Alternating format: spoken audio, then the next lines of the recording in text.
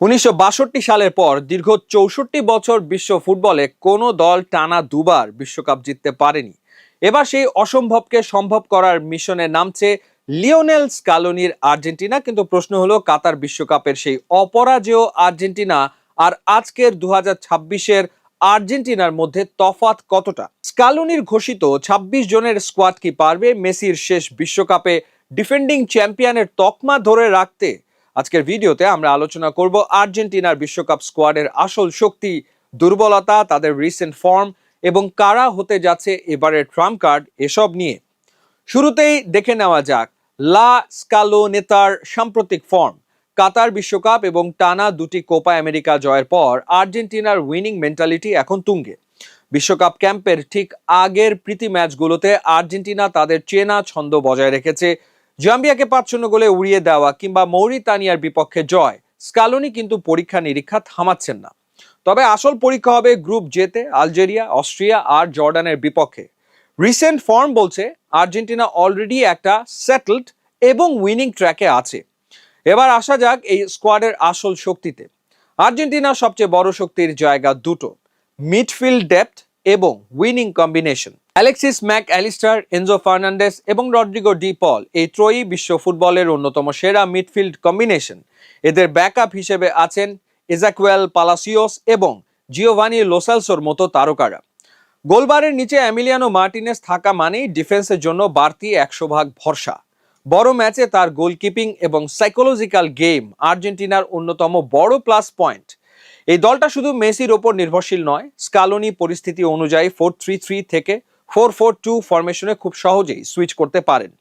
তবে সবকিছুর পরেও এই দলের কিছু দুর্বলতা বা চিন্তার জায়গা আছে যা স্কালোনিকে ভাবাবে। নিকোলাস ওটামেন্ডির অভিজ্ঞতা আকাশচুম্বী হলেও আধুনিক ফুটবলের কাউন্টার অ্যাটাকিং উইঙ্গারদের সামনে তার গতি একটা বড় চিন্তার বিষয়। ক্রিস্টিয়ান রোমেরো এবং লিজেন্দ্রো মার্টিনেসকে তাই বাড়তি দায়িত্ব নিতে হবে। লিওনেল মেসি এখন খেলছেন ইন্টার মায়ামিতে, বয়স 30-এর কোঠা পার করেছেন অনেক আগেই। তিনি এখনো জাদুকর, কিন্তু হাই ইন্টেন্সিটি নকআউট ম্যাচে আর্জেন্টিনা কি এখনো মেসির একটা জাদুর মুহূর্তের জন্য চাতক পাখির মতো চেয়ে থাকবে? তাহলে এই বিশ্বকাপে আর্জেন্টিনার ভাগ্য নির্ধারণ করবে কারা? নজর রাখুন এই 4 জনের ওপর। নিজের ষষ্ঠ এবং সম্ভবত ক্যারিয়ারের শেষ বিশ্বকাপে মেসি খেলবেন সম্পূর্ণ চাপহীনভাবে। গোল করা এবং করানোর ক্ষেত্রে তিনিই থাকবেন মূল চালিকা শক্তি। ইন্টার মিলানের হয়ে দুর্দান্ত ফর্মে থাকা লাউতারো এবং অ্যাটলেটিকো মাদ্রিদের হুলিয়ান আলভারেজ, এই দুই স্ট্রাইকারের ওপর থাকবে গোল করার মূল দায়িত্ব।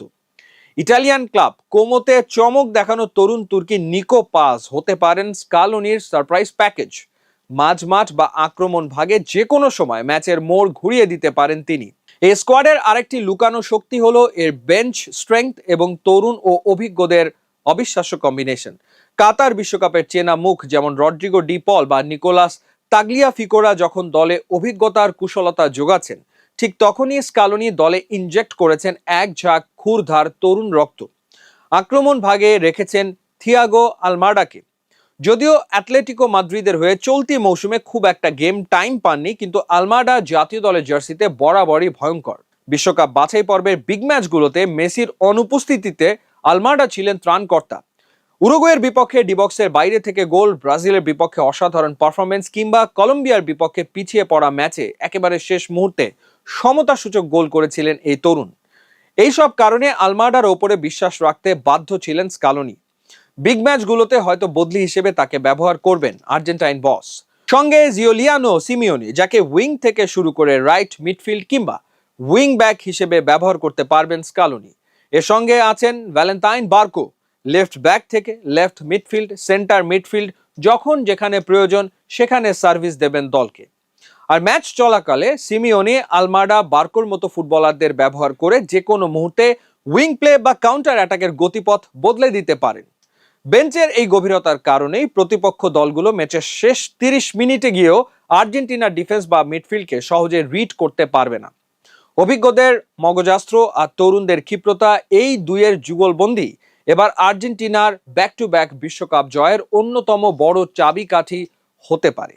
সব মিলিয়ে 2026 সালের এই আর্জেন্টিনা স্কোয়াডটি অভিজ্ঞতা এবং তারুণ্যের এক দারুণ মিশ্রণ। তারা ডিফেন্ডিং চ্যাম্পিয়ন হিসেবেই মাঠে নামবে এবং যে কোনো দলকে ঘুরিয়ে দেওয়ার সামর্থ্য তাদের আছে।